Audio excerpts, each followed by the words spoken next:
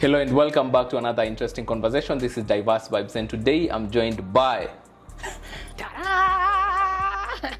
yeah, Michelle. I don't want to do like that, but just introduce yourself. Okay. Hi, my name is Mitchelle Atieno. I have the privilege. I work with Alex at WeAreBits Trust. I support programs and I'm happy to be here today. Yeah, thank you. So Michelle is not just here today. We are here to have a conversation. Yes. And as a gender expert, we want to have the discussion around, what is gender inequalities? How do they play the different dynamics of it? So let's just start from gender itself. Like basically, what is gender inequality? So if we throw around those big words, we constantly throw people off balance. So gender inequality is just any form, kind, shape or manner of discrimination that any person faces on the basis of how they identify. So we're not giving you the job because you're a man. We wanted a woman for this. Or we're not giving you a job because you're in the gender minority or you're a woman, etc, etc. It's layered in many ways, but then that's as basic as I can get in that conversation. And I that's very good. From where we are starting from, we are giving you this job maybe because you're a woman, or we are not giving you this job because you're a man. Yeah, and it's something worth the discussion because we always think gender inequality is, suppressing women and that's it. Yeah. So does it also affect men? Honestly, it affects everyone. Everyone, every day, I think. So the conversation heavily leans on women because periodically, historically, women have been the more disadvantaged gender in terms of representation, in terms of, let's say, unpaid care work and domestic duties, etc, etc. But then continuously there are men who face discrimination, and now adding to the conversation, there are gender minorities who face discrimination just on the basis of how they represent themselves. Yeah, and basically from the workplace, do we also experience, and from your experience as a gender expert, because this is something that you work with, is it something that is coming out strongly, or it's something that we can just, be like, this is not here? I will flip the question and ask you, how many times have you felt you are more preferred than someone else because you're a man? Sips coffee. So that's just right there. That's our answer. It happens every day, sometimes subconsciously. Sometimes people intentionally just choose to create disadvantage. Yeah. And very good question that you asked that I didn't even answer. You did. So how many how many times have you been preferred because, let's say, you're a man? So what pushes people to, let's say, choose a particular gender, because you're speaking about gender here? I think, first of all, it's personal biases. People just like what they like, and that's just on people. But then there's culture that plays quite a major role. So people have certain values that are stemmed from whatever principles from life, for example. There's also just bad habits that people continuously do every day. You find that for this role that you're hiring, you preferred this specific person, and then there's another one, and then there's another one. There's also just bias that has been in the corporate space for a while. So traditionally, let's say, positions, managerial positions and leadership positions have been held by men. Historically, yeah. So people hold that precedence and continuously just enable that when they consciously do not know they're doing it, but then they're living off something that has happened over a while. So it's a lot of those, but then it just boils down to what point do people separate personal values from exactly work? How do I remove the gender or the identity behind someone and see what skills and values and whatever they bring on board? So everything should be based on merit. Let's base things on merit. Yeah, that's good. So on the second question is, how do we react? Let's say I feel that I've not been treated equally based on my gender. What is the next step? I don't think we should react, honestly, because I feel, both our feelings are valid. I think we should respond, honestly. So I have come for this interview. I have applied for the role. I'm qualified.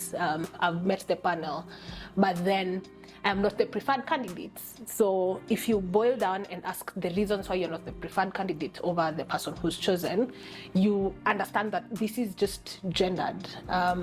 So how do you then respond in that instance? One, right now, at least there are a few gains that we have made in the gender equality work. So they support, you can petition in court, etc, etc. You can ask for response, like tangible feedback. Why? If you boil down and find this is discrimination, you can do advocacy. Just come and tell everyone that organization that you are supporting, or that organization that is posting Happy Women's Day with their female worker as the face of that campaign. Just come and say, but you do not hire enough females under that, because it's factual. Reaction tends to slow down progress in conversations like this. I think the best thing is response. So I've gone to a particular job and I don't know, because whatever they're choosing or whoever they're choosing is based on what they want. Yeah, so I've gone to a particular interview and I don't know exactly what's going on, behind the curtains. Yeah. So how will I even say that this is gender discrimination? No, that's why I said ask exactly. So they send you, we regret, just respond to that email and say, okay, why am I not the preferred candidate? I'm sure they will give a response. So if you boil down and find out, but even just body language and expression during the interview, etc, you can be able to tell that there is a certain bias here and it's not favoring my gender, sorry. But then don't work on an assumption, just make it clear and then respond instead of reacting. Yeah. That's well thought out. So how do we, as an institution, as a community, how do we foster the community to ensure that we get done with gender inequality? Yeah. If I dream big, I hope we can be able to achieve gender equality in my generation or in my lifetime. Sounds like a very big dream, because every time we make 2 steps forward, there's about 2 policies or 2 practices that take us 2 steps back. So I think it starts with us at individual capacity. So how do you perceive the other person in the room?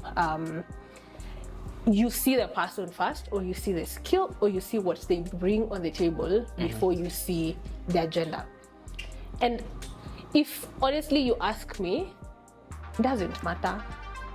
If we boil down to the what really matters, our gender is not top priority on that thing. So it's perceptions that we have that we suppress and carry on to people and others and generations around that, which is just enabling bad practice. But then at individual level, my call to action is let's just see people, let's experience people as who they are, as opposed to what they bring or whatever. Yeah. And I believe we have different struggles as different genders. Men have different struggles and women have different struggles. Gender minority have different struggles. So as we wind up this conversation, should we be chasing gender equity, whereby we understand you have different things that you're fighting, and I even have different things that I'm fighting, and how do we best come in place to ensure that we can solve your problems and we can solve mine? Honestly, if you are Kenyan, in Nairobi, in this generation, you're fighting way too much than what your gender is. So honestly, just be a good person. Be a good person. Know that by the time I am meeting you, I have so many battles without taxes that I am fighting, that you should not add on to that. Just be kind, be respectful.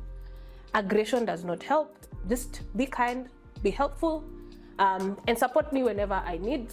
And let's just love each other and ensure this space that we share is kind enough for both of us to exist, genders included or not. Yeah. Yeah.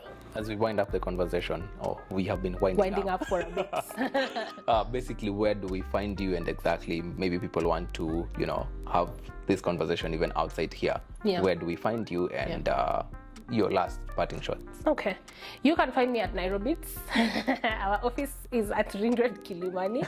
On our WeAreBits pages, my name is Mitchelle Atieno. If you're able to call us or reply or comment on this podcast episode, you'll constantly find me.